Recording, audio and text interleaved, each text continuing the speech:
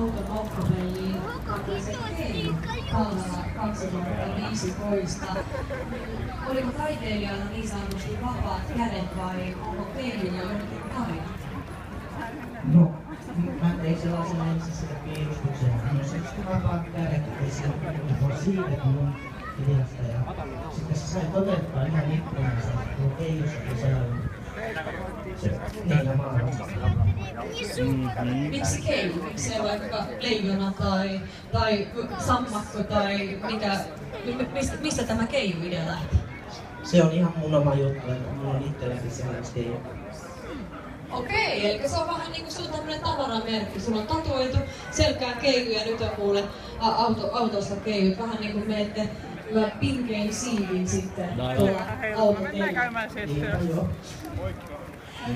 Paljon on tullut kilometrejä.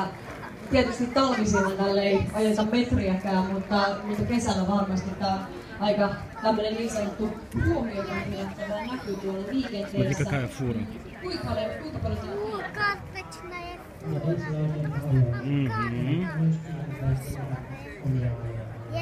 Я вот знаю. Это вот бурра белого медведя. Это вот